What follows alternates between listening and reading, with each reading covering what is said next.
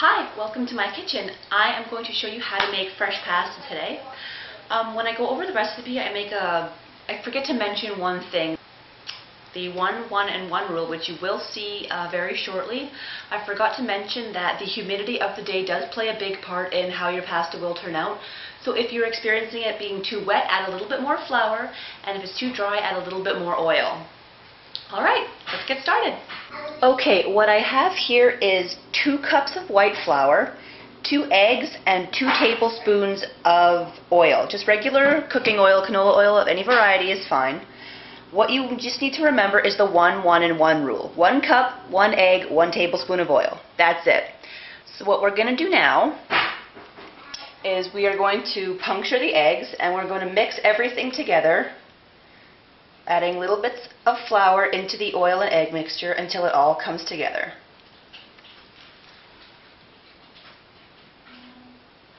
What are you doing?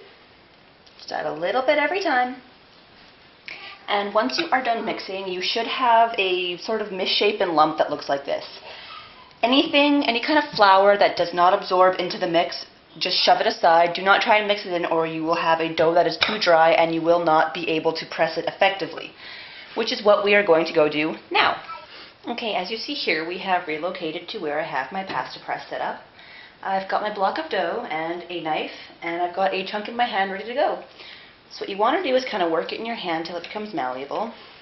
And you kind of want to press it into like a puck or a disc shape. I know my hair's not tied up, shame on me, but I don't care, I'm just cooking at home. Kind of want to flatten it out a bit with your fingers so it's easier to put through the machine.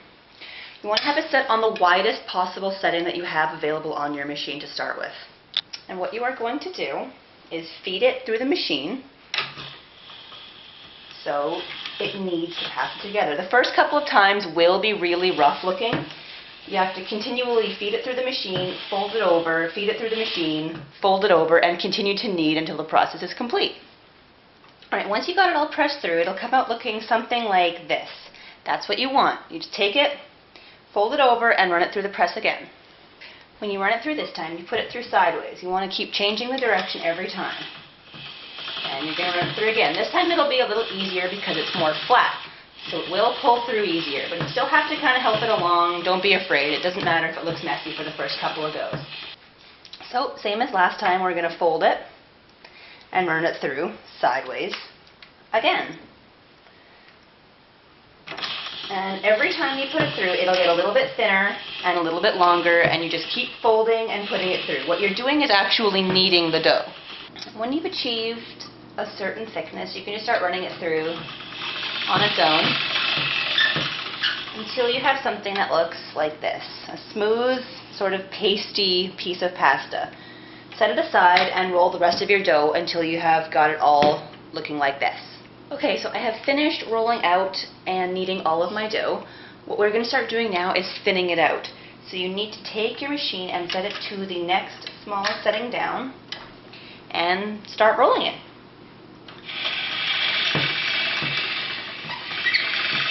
See how much easier it is now? You've got all the dough rolled out thin. You're going to want to take your machine and switch it to the next setting down. And roll it out again.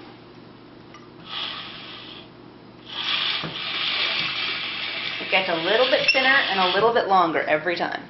And now that we've rolled it out, we are going to, you guessed it, put it down to the next smallest setting and roll them all out again. You're going to keep doing this until it's as thick as you want it, basically. A little bit thinner, a little bit longer every time. You could serve them like this, once you've rolled them as thin as you want them, and use them as lasagna noodles. You could use 2 of them and stuff them like ravioli, or you could continue rolling them a little bit thinner like we're doing and follow along for the next step. Okay, once you've got the pasta rolled out as thin as you want, I usually like to have it set to the second smallest size.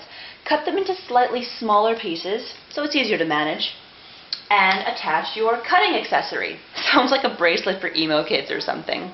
Once your cutting accessory is attached, select whether you would like thin vermicelli style noodles or thicker linguine style noodles, and reattach your, what is this thing called?